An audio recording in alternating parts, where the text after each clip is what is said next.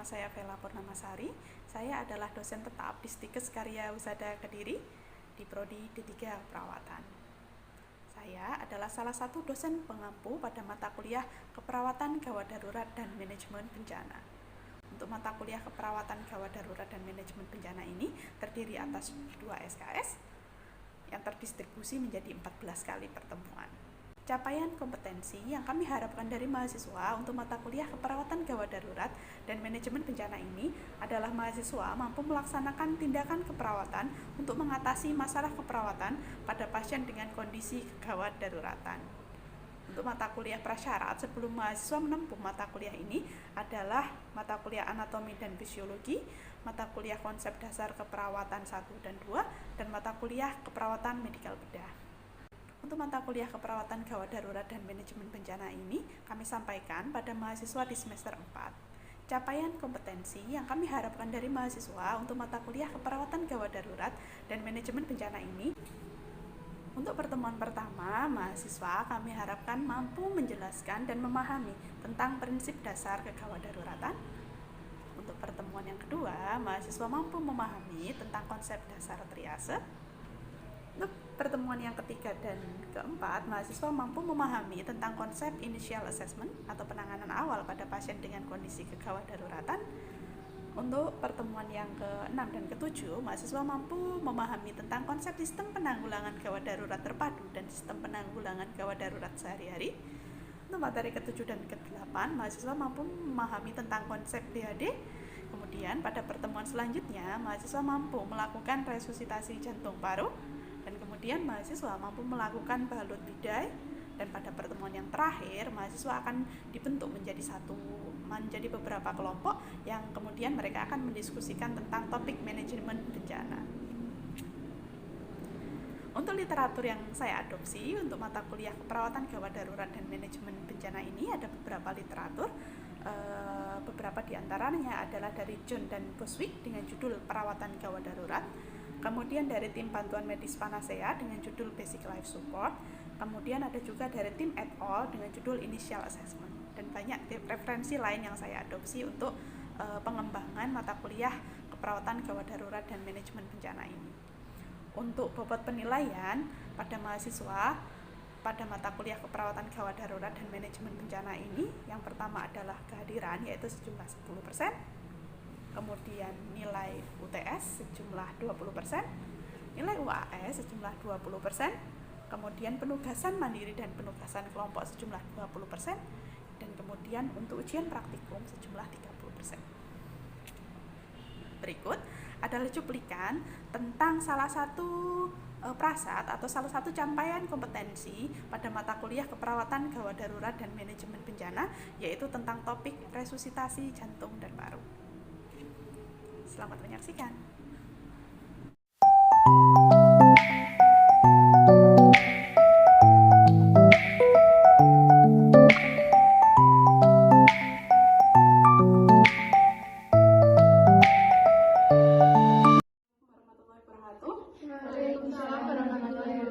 Selamat pagi ya semuanya. Gimana kabarnya hari ini? Alhamdulillah. Ya. Pada pertemuan kita kali ini kita akan belajar bersama tentang resusitasi jantung paru atau yang disebut dengan CPR atau Cardiopulmonary Resuscitation. Sebelum saya tanya terkait RJP, terkait CPR ini, kira-kira sudah belajar ya kemarin malam? Sudah ya. Oke. Coba, ada yang tahu apa sih sebenarnya RJP itu atau CPR? Mungkin ada yang tahu? Silakan Mbaknya. CPR atau biasa disebut RJP itu adalah bantuan hidup dasar yang dilakukan seorang perawat atau orang yang profesional yang sudah dilatih pada pasien yang henti jantung. Oke, bagus. Kira-kira bagaimana tanggapan kalian terkait jawaban temannya tadi? Oke ya, karena kemarin sudah saya kasih sedikit bocoran terkait materi hari ini, saya harapkan memang kalian kemarin malam belajar ya semuanya tentang CPR. Untuk CPR sendiri atau RJP memang suatu bantuan hidup dasar yang akan kita berikan pada pasien-pasien yang mengalami cardiac arrest atau henti jantung. Kita mulai saja langsung ya, biar nggak terlalu siang nanti mulai selesainya. Untuk alat-alat yang bisa disiapkan, jadi kasus-kasus henti jantung ini selain terjadi di dalam rumah sakit akan sangat mungkin terjadi di luar rumah sakit atau yang dinamakan dengan OCA, out of hospital cardiac arrest. Jadi kasus-kasus henti jantung malah mayoritas, sebagian besar malah terjadi pada pasien yang sedang berada di luar rumah sakit, kerja tiba-tiba serangan jantung, mungkin setelah nggak ngapa-ngapain puah bisa lah tiba-tiba pingsan. Sering ya kalian mendengarkan berita-berita seperti itu di TV ya, itulah yang namanya cardiac arrest, serangan jantung mendadak yang mengakibatkan kondisi henti jantung. Biasa kita bawa untuk pertolongan pertama pada pasien-pasien mengalami henti jantung, yang pertama pasti ambupexet ya, ini untuk membantu untuk airways dan breathing si pasien. Kemudian KASA digunakan untuk memberikan breathing pada pasien biar mulut kita tidak langsung nempel ke mulut si pasien tersebut. Kemudian apabila nanti memang sangat membutuhkan, contohnya mungkin menolong kelelahan dan sebagainya, kita pasti membutuhkan alat yang namanya AED, yaitu external auto defibrillator. Ya, salah satu kondisi di mana pasien mengalami henti jantung di luar rumah sakit. Jadi topik utama yang akan kita bahas pada pagi hari ini adalah bagaimana cara kalian untuk melakukan pertolongan pertama atau melakukan resusitasi jantung paru pada pasien yang mengalami cardiac arrest atau henti jantung di luar rumah sakit. Ini sudah saya siapkan ya untuk pantum yang akan kita gunakan untuk RJP pada pagi hari ini. Pasti ya, apabila pasien itu kita temukan sedang mengalami henti jantung saat di luar rumah sakit atau tadi yang disebut dengan OCA, out of hospital cardiac arrest. Nah, kasus seperti ini, kalau kasus out of hospital cardiac arrest seperti ini akan sering kalian jumpai ya saat nanti kalian sudah lulus. Jadi harus siap apa yang akan saya lakukan ya kalau saya menemui pasien dengan serangan jantung yang mengakibatkan henti jantung saat kondisi di luar rumah sakit. Harus apa ini? Nah, itu nggak boleh kelamaan mikirnya, harus segera kita lakukan pertolongan yang namanya BHD, bantuan hidup dasar, dengan melakukan RJP, resusitasi jantung dan paru. Mungkin yang sudah kemarin belajar untuk RJP masih ingat kira-kira berapa iramanya, frekuensinya dalam 1 menit? Silakan. 100 sampai 120 kali. Oke, good. Sudah belajar ya. Jadi untuk RJP itu, untuk AHA terbaru 2020 itu mengatakan bahwa frekuensi intensitas kita melakukan pijatan luar pada jantung pasien adalah 100 sampai 120 kali per menit, dengan ada yang namanya satu siklus terdiri atas 30 kali pijatan dan 2 kali bantuan nafas.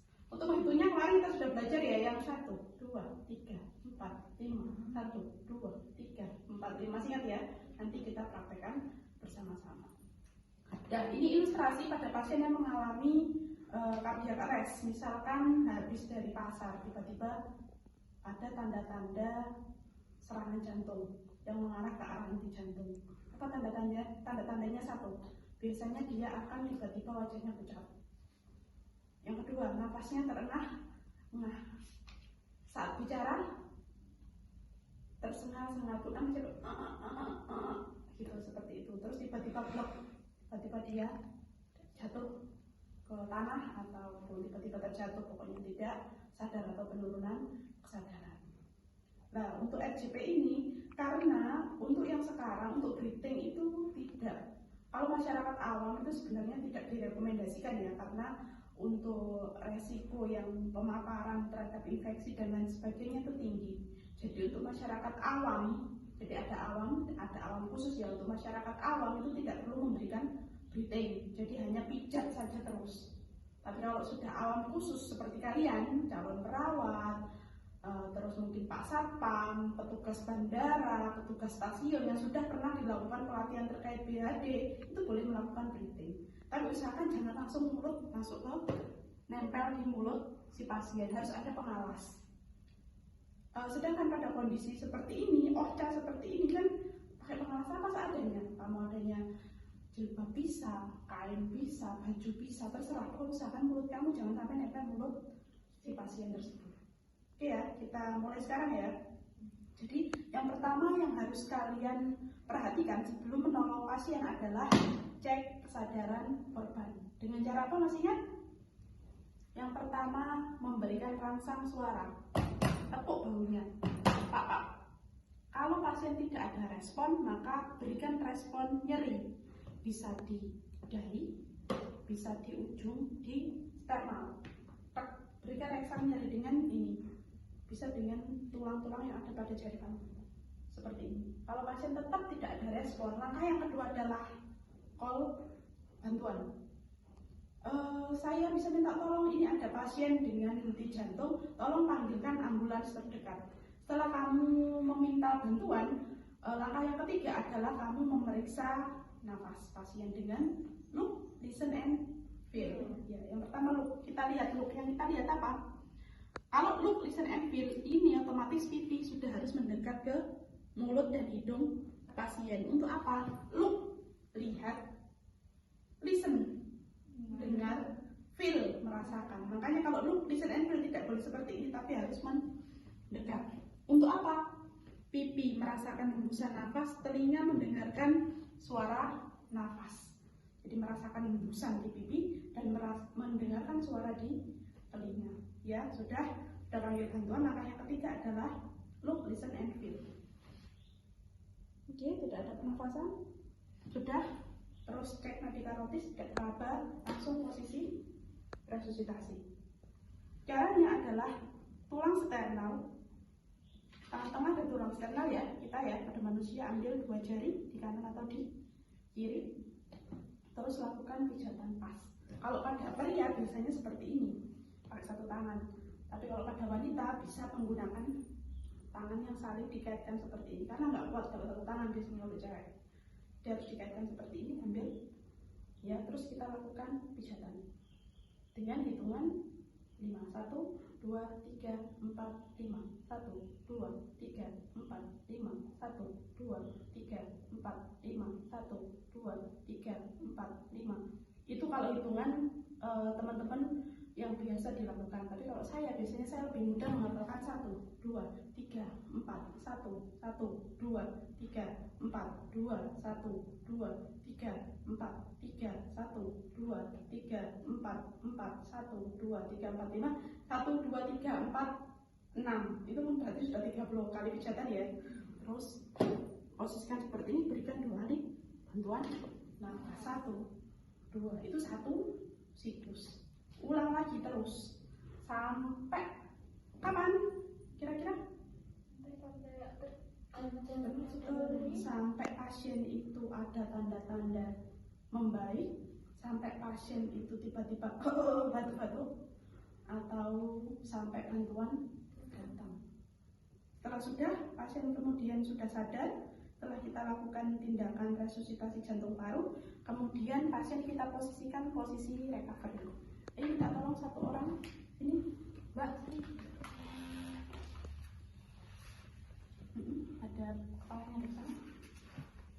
Kita lakukan pertolongan tadi, tiba-tiba pasien mungkin menandakan ada tanda-tanda berdengutnya kembali jantung dan suara pernafasan, atau bernafas lah dengan apa, biasanya batuk-batuk atau manggil-manggil mbak gitu atau gimana. Nah, itu berarti kondisi pasien sudah kembali lagi, fungsi jantung dan paru-parunya mulai bekerja kembali. Langkah selanjutnya kita lakukan adalah melakukan posisi recovery atau posisi pemulihan pada si pasien tersebut. Dengan apa? Dengan memposisikan posisi jantung berada di atas. Tepuk kaki dan lurus. Oke.